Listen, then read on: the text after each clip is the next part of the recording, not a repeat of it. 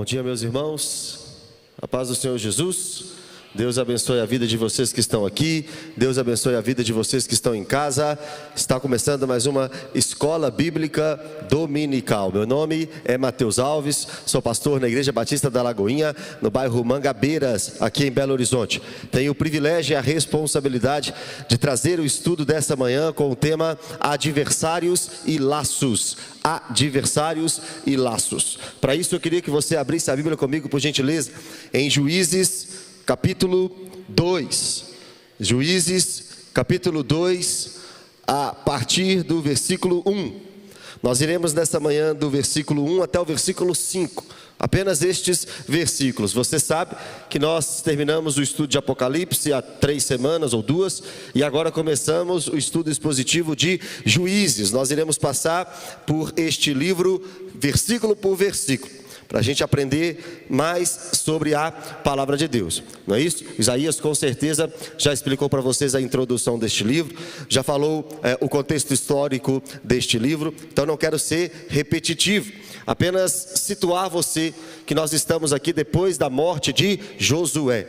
Moisés tira o povo da terra prometida, passa-se 40 anos, eles chegam à terra prometida com as mãos de Josué, e o livro de Josué é interessante, porque ele é dividido em algumas partes. Do capítulo 1, por exemplo, ao capítulo 5, nós temos a preparação para a conquista da terra. Do 6 ao 12, a conquista da terra. Do 13 ao 22, a distribuição na terra. Do 22 ao 24, a despedida de Josué. E depois, muito obrigado, depois da morte de Josué, o povo pede: quem vai na nossa frente? Quem irá nos liderar diante dos inimigos? E aí Deus começa a levantar homens na nação de Israel para ir à frente do povo no meio das pelejas, no meio das batalhas.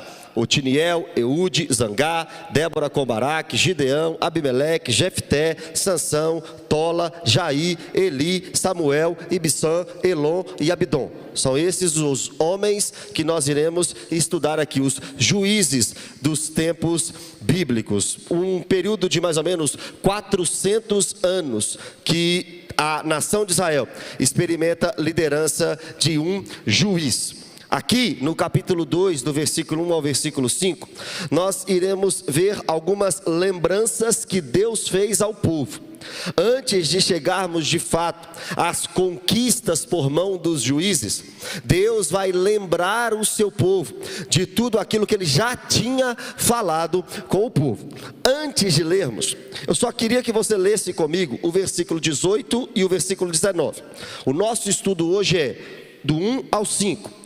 Mas para você se situar no livro de Juízes e entender a dinâmica deste livro, você tem que ler Juízes 2, 18 e 19. É um tema da semana que vem, mas vamos ler, olha só. Quando o Senhor lhe suscitava juízes, o Senhor era com o juiz e os livrava das mãos dos seus inimigos, todos os dias daquele juiz. Porquanto o Senhor se compadecia deles, ante os seus gemidos, por causa dos que os apertavam e oprimiam. Sucedia, porém, que, falecendo o juiz, reincindiam e se tornavam piores do que os seus pais, seguindo após outros deuses, servindo-os e adorando-os eles. Nada deixavam das suas obras, nem da obstinação dos seus caminhos. Esse aqui é o resumo do livro de Juízes. Juízes é o seguinte: Deus levanta um homem, Israel vence as batalhas, este homem morre, Israel esquece de Deus, Deus levanta outro homem, Israel vence as batalhas, este homem morre e o povo esquece de Deus novamente. A partir do versículo 1 nós iremos ver algumas lembranças de Deus para o povo de Israel. Mas antes de ler, vamos orar? Vamos orar para a gente começar. Pai, obrigado, Senhor, por mais uma escola bíblica dominical. Obrigado, Senhor, por mais um dia na Tua presença, mais um dia de estudo bíblico. Obrigado, Senhor, por mais um dia da Sua igreja reunida para cultuar e louvar ao Senhor.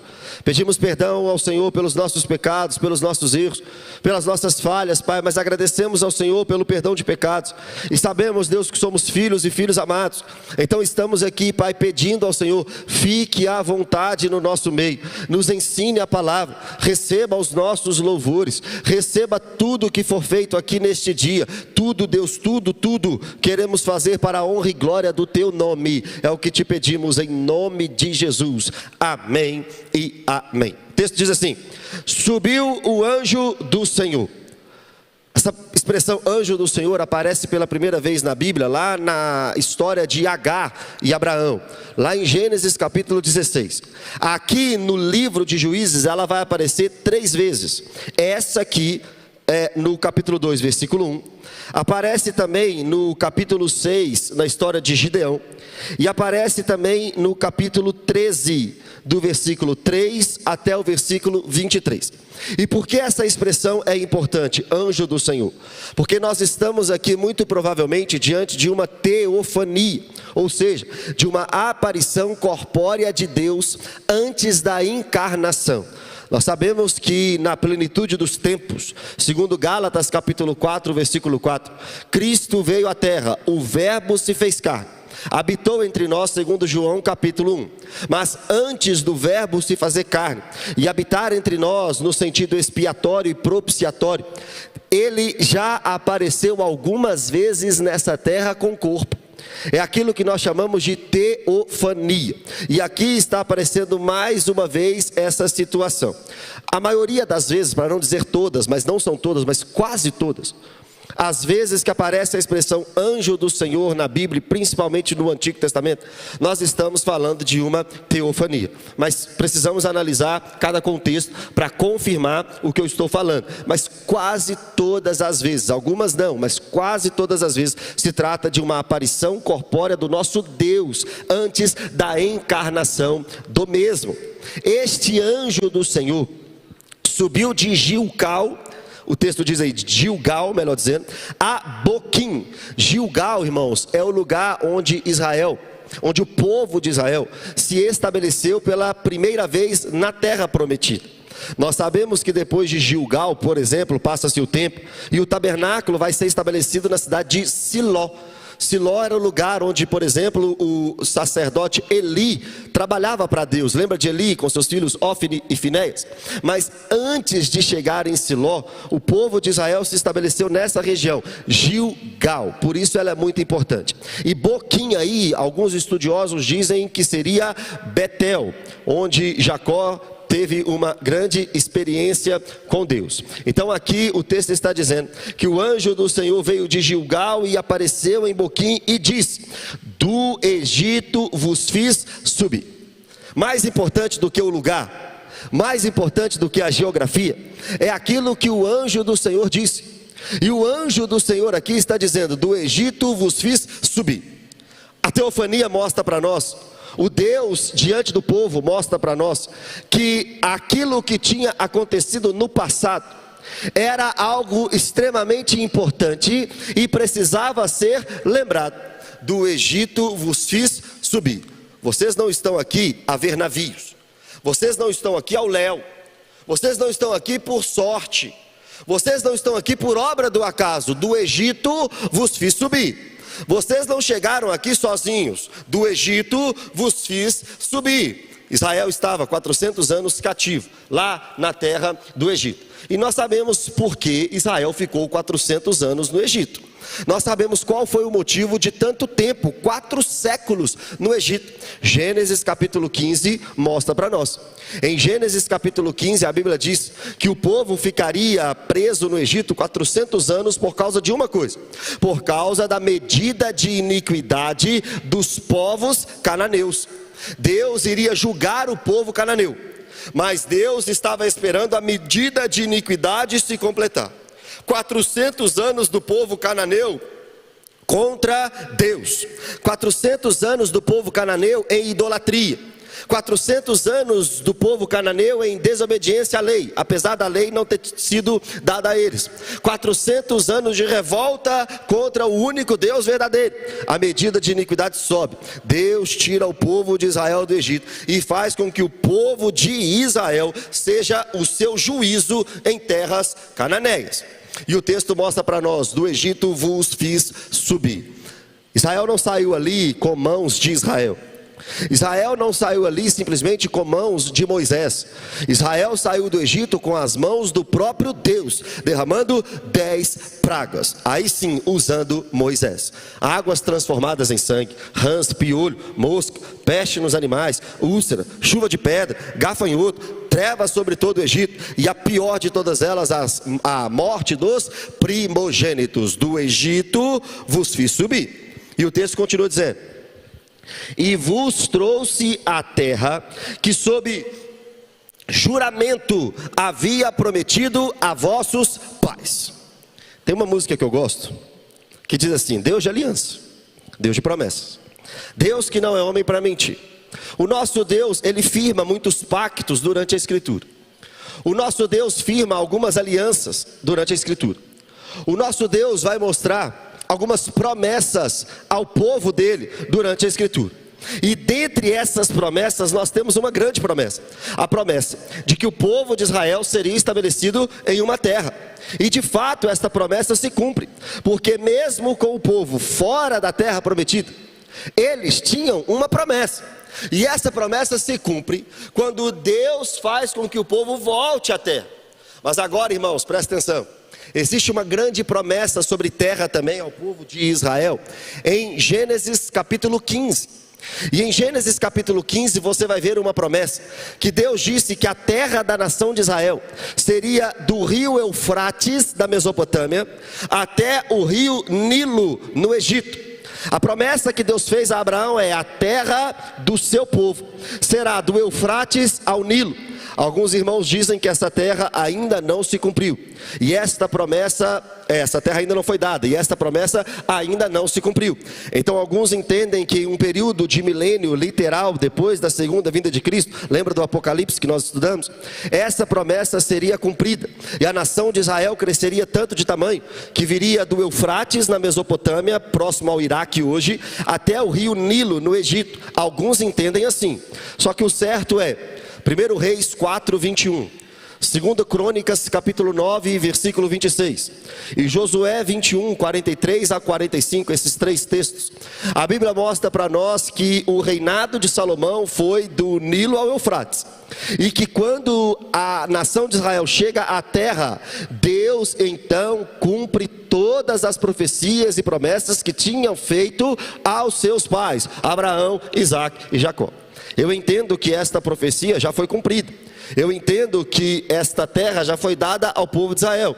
E eu entendo que agora a terra que o povo de Deus aguarda não é simplesmente uma terra do Eufrates ao Nilo. Eu entendo que nós estamos aguardando o novo céu e a nova terra, na restauração de todas as coisas. Isso encontra base em Hebreus capítulo 11.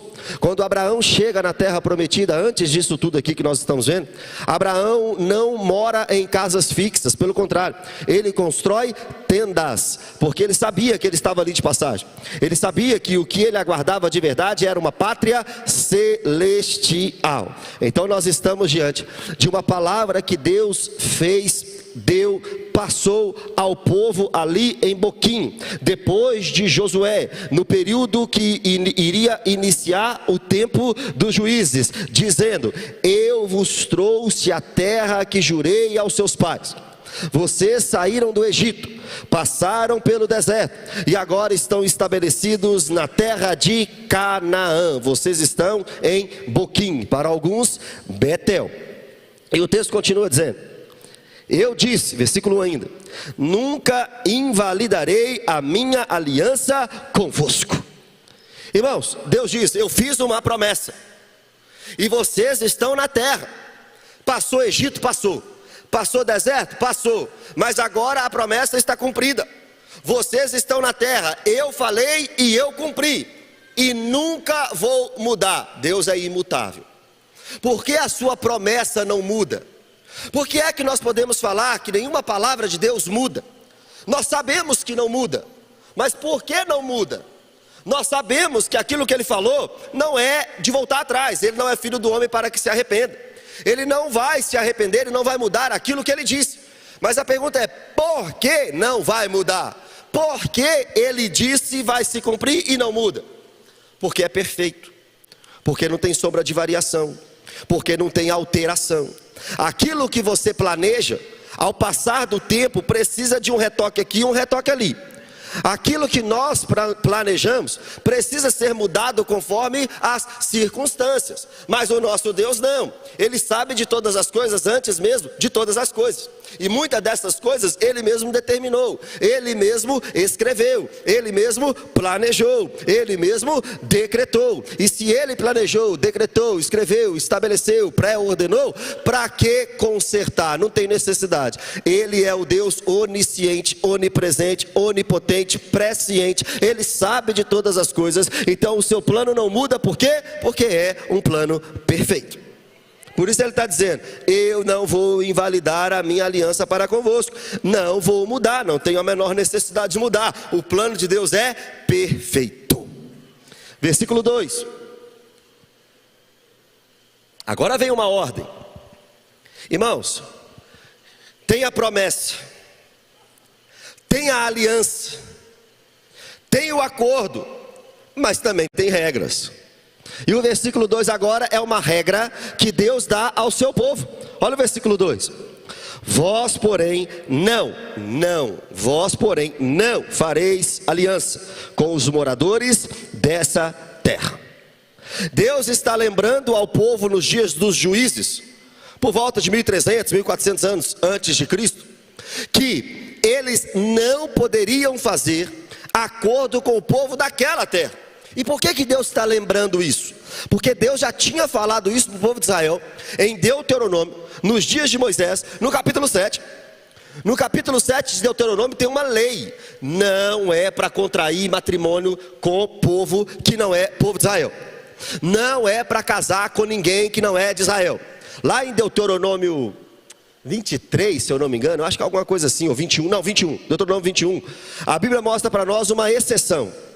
Se um homem quisesse casar com uma mulher que não era de Israel, ele deveria pegar essa mulher, cortar o seu cabelo, cortar as suas unhas, tirar a roupa de seu cativeiro, ou seja, de outros povos, e fazer com que essa mulher chore por 30 dias os seus pais, os seus antepassados. Aí depois deste ritual de purificação, em alguns casos, Deus permitiria que um homem casasse com uma mulher que não fosse de Israel. Caso contrário, em hipótese alguma. Caso contrário, em hipótese alguma. É a regra, é a lei.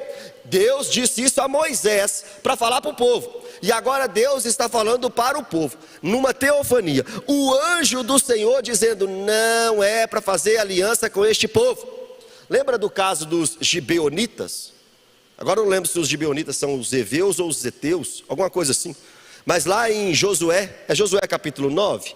Eu acho que é Josué capítulo 9 mesmo. Deixa eu conferir aqui. A Bíblia mostra Josué capítulo 9, e esse povo era os heveus, com V. Josué capítulo 9 mostra para nós que os gibeonitas, os heveus, enganaram o povo de Israel. Falaram que era um povo de muito longe. Vieram com roupas todas usadas e sujas e gastas para fazer acordo com o povo de Israel. Por que eles fizeram isso? Porque quem era de perto, Israel não podia fazer acordo. Então eles enganaram. As Bíblias mais antigas mostram a como é que fala essa palavra? Estratégia, mas era uma outra palavra. Quer ver aqui, ó? Isso aí mesmo.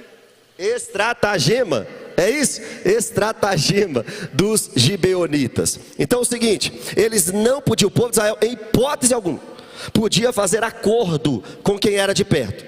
Os gibeonitas sabiam disso, fingiram que era de longe e fizeram aliança. O povo ficou sabendo depois, mas Deus não condenou os gibeonitas, mas fez com que eles depois se tornassem escravos, ou pelo menos servisse o povo de Israel como juízo por aquilo que eles tinham feito. A regra é clara, irmão: não faz aliança com este povo. Juízes capítulo 2, versículo 2. Agora, na sequência do texto, uma regra também: já que não é para fazer acordo, já que não é para juntar, já que não é para estar perto, já que não é para fazer a aliança, é para fazer o quê? O texto diz: antes derribarei os seus altares. Ou seja, já que vocês não vão fazer acordo e aliança com esse povo, o que vocês têm que fazer? Acabar com a idolatria deste povo. Vocês têm que quebrar os altares dos ídolos, Baal e etc, e etc. Vocês não podem servir com eles. Por quê? Porque se vocês servirem com eles, ou seja, se vocês fizerem aliança com eles, vocês também serão idólatras. Se vocês se envolverem demais com o povo dessa terra, este povo vai fazer com que vocês sejam idólatras. Já viu pessoa que diz assim: não, eu vou namorar lá com o ímpio. Eu vou namorar com o ímpio porque eu vou trazer esse ímpio para a igreja. Eu vou trazer o ímpio, que é meu noivo, para a igreja. Irmão, é você que vai para o mundo. Pode ter certeza disso. É você que vai se desviar. Namoro não é evangelismo. Namoro é uma certeza, ou pelo menos uma tentativa de certeza, que você vai passar o resto da sua vida com aquela pessoa. Um crente namora com propósito. Um crente não namora para ver o que vai dar. Ah, achei legal, achei bonito, achei bonita, deixa eu ver se dá certo. Crente não namora assim não. Crente namora com uma convicção, que é do sim para o namoro até o sim do altar. Caso contrário, termina essa bobagem aí que você está tendo. Termina essa besteira que você está tendo, porque isso aí não é um relacionamento de acordo com a palavra de Deus. E o texto continua dizendo: contudo, não obedecestes a minha voz. Está entendendo? Isso aqui, irmãos, é o reflexo da nação de Israel, mas também é o reflexo da igreja. É o nosso reflexo também. Existe uma regra, qual? Não se contaminar, não ficar perto deles, não fazer aliança com eles. Por quê? Porque vocês precisam quebrar os altares deles. E se vocês não fizerem isso, é eles que vão levar vocês para a idolatria. Essa é a regra. Fizeram, irmão? Obedeceram, irmãos? Claro que não. O texto diz: contudo, não obedecestes a minha voz. Agora o Deus que sabe todas as coisas, o Deus onisciente, vai fazer uma pergunta para deixar brasas vivas sobre a cabeça daquele povo. Que é isso que fizestes? Deus é assim, irmãos. Ele sabe a resposta, mas ele pergunta. Deus sabe a resposta, mas ele pergunta, para deixar a pergunta como juízo para você. Lembra de Adão? Onde você está, Adão? Você acha que Deus não sabia onde Adão estava, não? É claro que ele sabia onde Adão estava. Só que ele queria fazer que Adão tivesse a consciência do seu erro. E agora, você acha que Deus não sabe o que o povo fez, não? É claro que sabe, ele acabou de falar. Vocês não fizeram o que eu fiz, o que eu mandei, melhor dizendo. O que foi isso que vocês fizeram? Imagina Deus pegando a sua vida, Deus pegando as suas ações e perguntando para você assim: o que foi isso que vocês estão fazendo? Por que vocês estão fazendo desse jeito? Não foi isso que eu mandei. Imagina vocês lá no ministério, lá na igreja de vocês, achando que está fazendo para Deus. Aí imagina Deus olhando: mas o que é isso que vocês estão fazendo aqui? Não foi isso que eu ordenei, não. Sabe aquele negócio de, vale tudo? Vale tudo. Se tiver uma boa intenção, vale tudo. A gente pode não ficar tão preso às doutrinas, tão preso aos critérios, tão preso à Bíblia. Não, calma, é cultural, é a nossa cultura, é o nosso jeito. Então vamos fazer. Aí Deus olha lá do céu assim: o que é isso que vocês estão fazendo? Eu não mandei isso não. Eu não ordenei isso não. Uzá tocou na arca do jeito dele, morreu. Morreu. Vocês querem cultuar a Deus? Não pode ser do jeito de vocês, não. Tem que ser do jeito que está prescrito. Tem que ser do jeito das escrituras. Tem que ser segundo a ordem de Deus. Caso contrário, Deus vai perguntar: o que é isso que vocês estão fazendo? Para Amós, se eu não me engano é para o profeta Amós, Deus falou assim: olha, eu tenho nojo da reunião de vocês. Me dá náuseas o culto de vocês. E se ele fizer isso para a gente? E se ele falar isso com a gente? Não estamos longe disso não. Não estamos longe disso não. Às vezes a gente sai fazendo coisa aí que Deus não ordenou, que não está na escritura, e a gente acha que Deus está se agradando. Ele pode estar perguntando para você e para mim nessa manhã: o que é isso que vocês estão fazendo? Eu não ordenei nada disso. Voltem-se para o culto segundo as escrituras. As escrituras. Versículo 3, agora vem o juízo. Pelo que também eu disse: não os expulsarei diante de vós, antes vos serão por adversários, e os seus deuses vos serão laços. É o tema da EBD: adversários e laços. Olha o que Jesus, o anjo do Senhor, a teofania, está dizendo para aquele povo: vocês não tiraram o povo cananeu do meio de vocês, vocês fizeram aliança com eles, vocês aceitaram a idolatria deles, e agora virá o juízo sobre vocês. Qual juízo? eles ficarão no meio de vocês e serão adversário de vocês. E é exatamente isso que a gente vê em todo o livro de Juízes. Muitos e muitos povos daquela região, claro, não só da terra de Canaã, mas daquela região, como inimigos do povo de Deus. Um dos maiores inimigos do povo de Deus da história, os filisteus.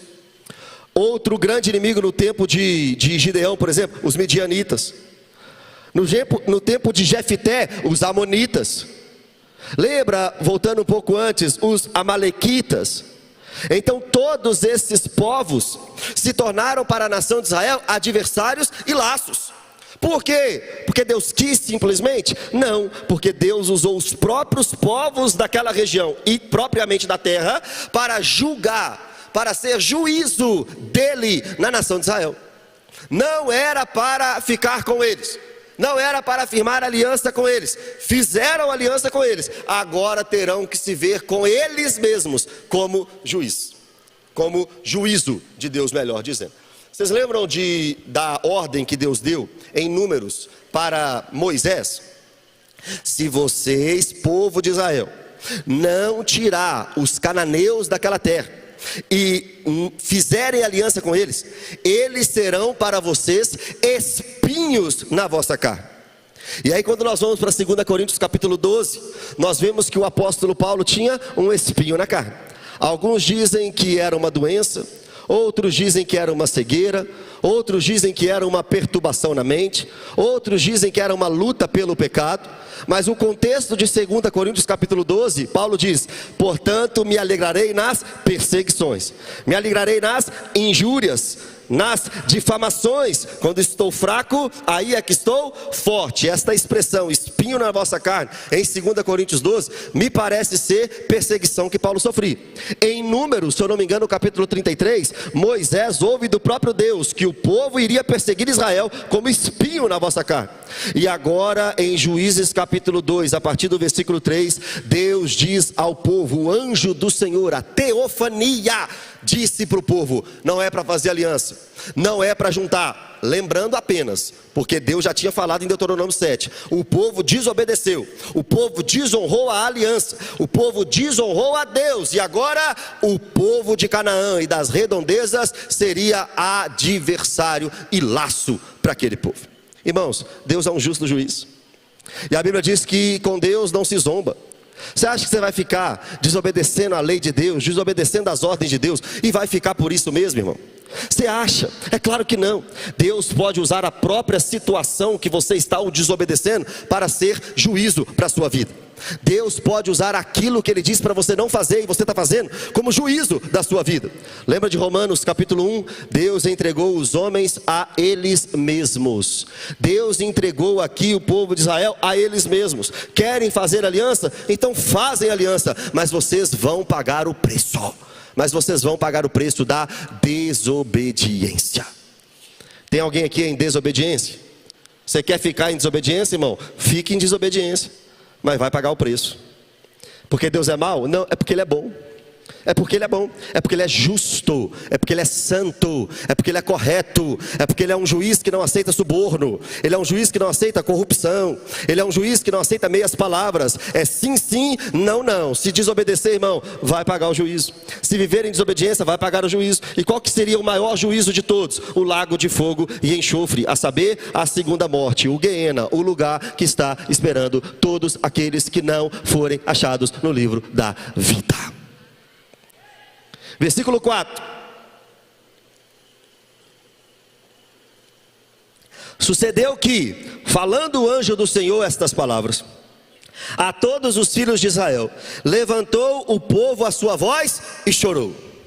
Ah, irmão, se Deus mudasse os seus juízos por todas as vezes que você chorasse. Ah, se Deus entendesse que choro é a mesma coisa de arrependimento. Ah, se Deus compreendesse que remorso é a mesma coisa de arrependimento. Mas não é não. O povo de Israel aqui chorou, mas chorou de medo, não foi de arrependimento. Como é que você sabe disso? Leia o restante do livro dos Juízes, que você vai ver que eles não obedeceram a Deus. Leia o restante do livro dos Juízes. Leia o livro dos Reis.